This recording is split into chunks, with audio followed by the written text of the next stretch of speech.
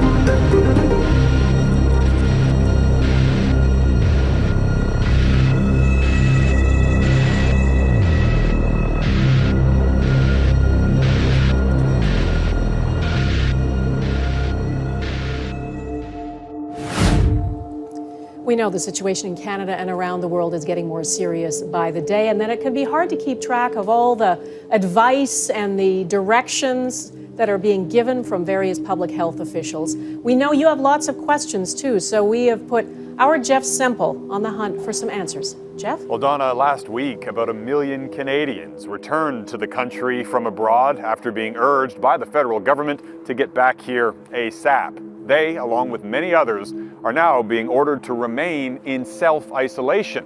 And many viewers are now writing to ask what self-isolation actually means. The big question is, who is allowed to go for a walk? Who is allowed to go out and get some fresh air? Those of us who are isolating. The confusion around self-isolating indoors might be due in part to some mixed messages from health officials. Please, stay home. Stay home. The advice we give to every international traveler returning, which is, still stay at home. While others, including Canada's chief medical officer, are opening the door. And if you do need to venture out for fresh air, keep your hands away from your face and practice meticulous hand washing. One viewer wrote, "I'm hoping somebody can be a bit more clear on the self-isolation guidelines." People are supposed to stay at home. It doesn't mean go out to get groceries. It doesn't mean go to the park. It doesn't mean go for a jog. It means stay at home. And he says everyone should keep their distance.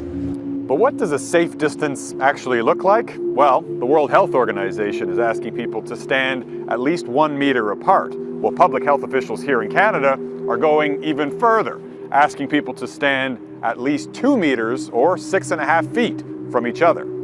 Depending on the strength of the sneeze and the amount of stuff that you sneeze, it could be 3 feet, a meter.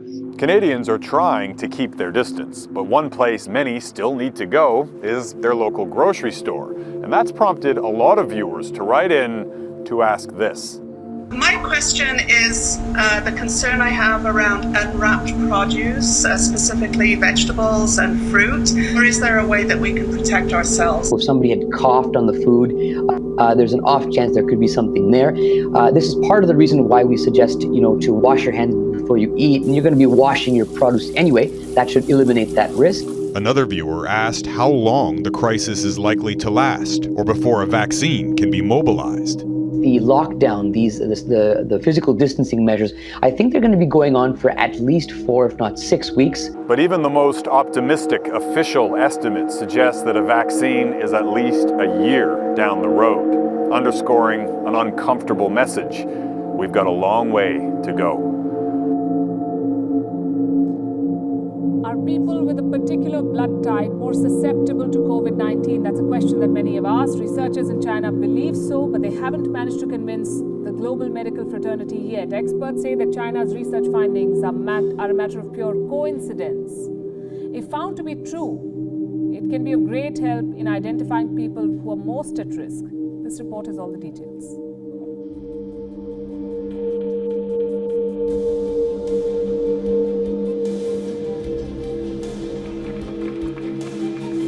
Even as most of the world is locked down and governments are scrambling to keep people at home and isolated, an important breakthrough could help in tracking and isolating COVID-19. A preliminary study has found correlations between blood type and the likelihood of being hospitalized. Chinese researchers studied blood group patterns of those admitted to hospitals with COVID-19. Scientists and doctors in Beijing, Wuhan, Shanghai, and Shenzhen were involved. Samples were taken from where the first ever case was reported, Wuhan City and Shenzhen City as well. Those blood type patterns were then compared to the local healthy populations. The study concluded that patients with a certain blood group had a higher rate of infection. They also tended to get more severe symptoms, while those of another blood type were less likely to get infected. Those with blood type A may be more vulnerable to the novel coronavirus, while those with type O have seemed more resistant. Of 206 patients who died in Wuhan, 85 had type A blood, which was 63% more than those with type O. The pattern existed across different age and gender groups. Blood type difference has been observed in other major infectious diseases, including the Norwalk virus, hepatitis B, and SARS. But this latest study on COVID-19 has not been peer-reviewed. And the authors have cautioned that there are risks to using the study to guide current clinical practice. Critics say that this study is flawed. The biggest problem being its sample size, which is a little over 2,000. Though not small, it is way too less than the 180,000 plus total cases globally. Experts say that there is nothing more than a coincidental correlation. The study, if at all helpful, will be only to medical professionals. And the general public must not take these statistics too seriously and worry. Bureau Report. We are World is One. That is how the world looks right now. According to an estimate, more than 3 billion people in the world have been ordered to stay at home. 3 billion, that's more than 43% of the global population. Almost 1 in 2 people are under a lockdown. On this show, we've repeatedly blamed China for this pandemic. The fact that China tried to cover up the outbreak is now a matter of public record. Many of you have appreciated our coverage. Some of you have asked if this is the best time to pin blame. We say yes, because China is hard at work to erase all traces of culpability. China must be called out for its criminal negligence. Now, let me be clear, we are not in any way blaming the citizens of China. Our sincere sympathies are with them. They have paid a heavy price for the lapses of the Communist Party. And there are many in China who agree with this. Even a faction within the Communist Party, you heard that right, critics in China's ruling party, which you can say is China's only party, the Communist Party, are questioning the president. An anti-Xi Jinping bloc has surfaced. These leaders are unhappy with the president's response, so much so that they were ready to revolt. On your screen now is a message from the popular Chinese platform WeChat, like our WhatsApp. It has been floating around for a while now on the internet in China. This is an open letter. It calls for an extraordinary meeting of the Politburo to assess Xi Jinping's performance. The Politburo is a group of 25 individuals. These are the top brass who run the Communist Party, 25 people. This faction against the Chinese president wants to reflect on what they call Xi's wrongs. Evaluate whether Xi Jinping should stay on as the supreme leader of China or not.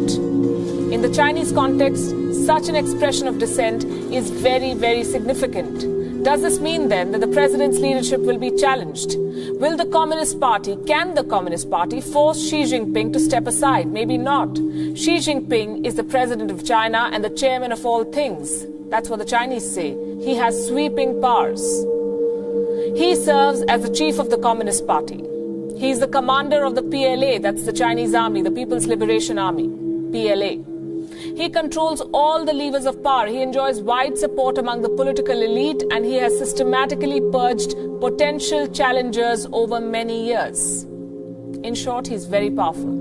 But messages like these, like the letter that you just saw, at a time like this, do make a statement. It's not just the world that is angry with the Chinese president. Even members of his own party are unhappy with him. Xi Jinping is called the most powerful leader of China since Mao Zedong. But a backlash is definitely brewing. As we have reported before, China is pushing propaganda to keep its image intact at home. Earlier this month, Wuhan's top party official came up with a plan to please his political masters. He wanted to launch what he called a gratitude education program. Gratitude education. An attempt to force citizens to thank Xi Jinping and the Communist Party. Thank them for what? For their efforts to fight the coronavirus. Believe it or not, this official had given a quote to a local newspaper. Let me read out from that. We must, through various channels, carry out gratitude education among the citizens of the whole city as well as cadres, so that they thank General Secretary, that's Xi Jinping, Thank the Communist Party, listen to the party's words, follow the party's way, and create strong, positive energy. This is unbelievable. When the crisis broke, the Communist Party looked the other way. When whistleblowers spoke in China, they were punished. Beijing acted too late. The outbreak in Wuhan has now spread around the world. But in China, party officials wanted a victory lap. No wonder the people were angry. They slammed the idea of gratitude education, and reports say that a journalist asked the local Communist Party official to, quote-unquote, educate himself. Faced with a blowback, Chinese officials did what they do best: cover up. The comments were scrubbed off the internet. The idea of gratitude education was dropped. The statement was removed from the WeChat account of Wuhan City. But the exercise unleashed the pent-up anger. And now some within the Communist Party may be ready to hold Xi Jinping accountable. Watch the space for updates.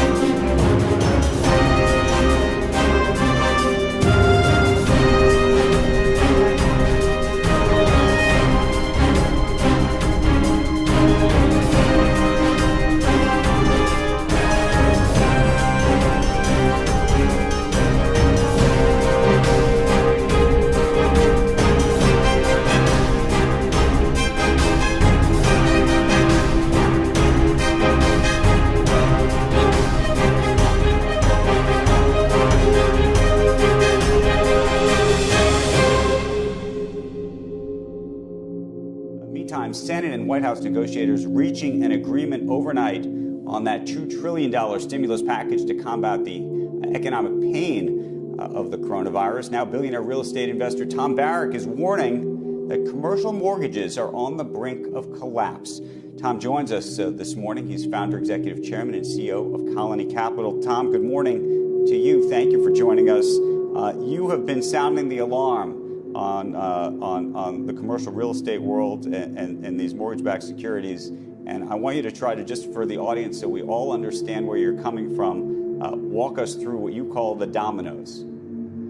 Great. Thanks, Andrew. Thanks for having me on. Look, this is a complicated topic, and thanks to you and Joe and Becky, it's like Hermes and trying to tell a story of a really complicated Cornell or MIT PhD mathematics equation. But the simple way to look at it is after the too big to fail consequence that you covered brilliantly.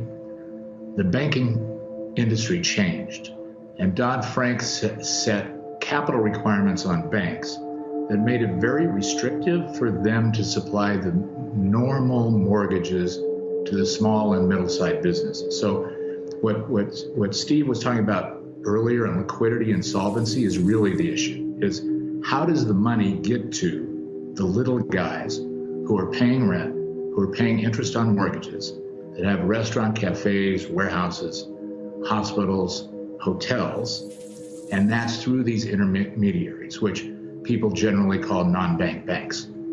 So those non-bank banks originate mortgages. Those mortgages which are originated then are pooled in securities. And this is the danger of talking about mortgage-backed securities and CLOs, is everybody reflects on 2008 and says these weapons of mass destruction. That's not the case today. The problem that exists today is a liquidity event that was triggered by an unforeseen intervening governmental cessation of business. What happened in 2008 was over-lending and risky lending. And actually what exists today and the problem today is as a result of the solution, which is large equity amounts that are placed in front of that banking stack. And what makes it all work is making sure the system flows, right? That the plumbing works. And all we need today to make this work is a timeout. So when Steve was saying earlier that what every borrower, every cafe owner, every restaurant owner, and remember, we're talking about 7.1 trillion of GDP here. That's 63 million people who are working generally around these businesses, the real estate businesses. And they need to talk to their bank. But how do you have a conversation with a bank who has a litany of regulatory requirements that tell them that they can't forbear? And this is the key word right now, is forbear. What everybody needs, what the small businesses need, what the employers need, what the person who's paying rent needs, what the person who's paying a mortgage on their house or their building needs, is a timeout. Simply a timeout. And the architecture so of Tom, how would you do that? Yeah. How do you do the timeout? How do you create that holiday, both for the mortgage payer or the renter, if you will, but then how do you create the timeout for somebody who's owning the commercial real estate as well, so that the bank doesn't foreclose? Right. So there's three easy ways, and none of them are easy. By the way, you have the dream team here to do it. You have Jay Clayton at the SEC. You have Jelena McWilliams at the FDIC, Randy Quarles at the FEC, and Steve Mnuchin at the Treasury. You need all of those, because what you need to say is there's a regulatory stop on what they call mark-to-market. And without being too complex, the idea of marking all those loans to market for a bank so they have capital charges against it is why a bank can't come to a restaurant and say, time out, you don't need to pay. We'll take the interest, we'll tack it on over 5 years, or we'll tack it on to the back of the bank. And when all this is over, which is 90, 120, 180 days, we'll worry about it then. So you need regulatory relief, primarily from the SEC, GAAP accounting, these rules which were engineered after 2008 that say time out on mark-to-market, let these intermediaries then go back to the people who have rent and interest and say, no problem, you're not in default, we're not going to take away your houses. And the same thing for the banks, that they're not in default on the regulatory requirements. And that's what needs to happen. Tom, if that doesn't happen, tell me what happens actually very specifically, just so people who may think this is self-serving. What would happen to Colony Capital if that does not happen? Well, actually, Colony Capital is in great shape. We about 18 months ago started selling assets. So we've sold about 15 billion of assets. We've got 1.4 billion liquidity. We shifted to a digital platform. We got the best F-18 rocket jockey, Mark Ganzi, to run the company. But what happens specifically at the REIT is we have about 6% of our portfolio in CRE debt securities. That's this investment grade arena is where this stops. Many of our peers have much greater amounts of non-investment grade credit, which stops, right? When payments stop, they market to market. There is no market, remember? So what's happening here is there's a mark to market and there is no market. So all of the collateral gets flushed. That's $3.5 trillion of commercial mortgages. It's 16 trillion of residential mortgages, and you'll have chaos. And you have chaos only because everybody just needed 60 to 90 days of breathing room. Not like it was in 2008, where you had overvalued assets. Does the stimulus plan at all that seems to be on the table now help this in any way or no? Not really, because look, the stimulus plan, they're doing the right thing, right? The Fed can do whatever they want. And as Neil Kashkari has said, when they're in, they're in. But what that does, what people don't see is that bill is primarily oriented to loans in investment grade corporations that then can be levered by Treasury 10 to 1. It doesn't address the small and medium-sized businesses. The small and medium-sized businesses mostly have two issues: rent and expenses. You need to give them a forbearance, stop their rent and interest, let them keep those employees hired as a result of that, and look at it in 90 days. If that doesn't happen, it's going to be chaos. Tom Barrack, I hope that it doesn't turn into chaos, but we appreciate you joining us this morning and walking us through these dominoes, and we hope that you stay healthy and safe.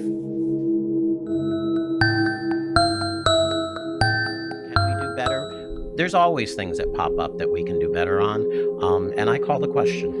I'm sorry, that's not how this works. We each have an opportunity to speak 5 minutes. I thought we did. Yeah, the question's been called. I'm sorry. And that's not how calling the question works. You need a second and you need to vote on it. Then I have a second for calling the question. So are you telling me that you're going to keep me from talking right now? You've talked all evening. Look here. You're calling me disrespectful because I've interrupted people, but this gentleman has turned off people's lights in the middle of a global health pandemic. That's what that gentleman did. Point of order. And you think I'm disrespectful for interrupting? Point of order. This gentleman has had the ability to do any number of things. We could have banned large gatherings. We could have closed the beach. We could have put a moratorium on utility shutoffs. I recessed. Also not within your power, and the attorney has held that that's true. I recessed the meeting. You came up with new rules at the beginning of the meeting, and then you didn't even want to follow the rules that you came up with.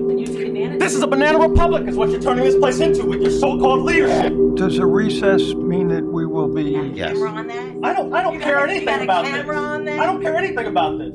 We should have been talking about this last week. We cut off people's utilities this week and made them pay what could have been their last check to us to turn their lights on in a global health pandemic. But you don't care about that and you didn't want to meet. But every other year you go around and beg people for their votes.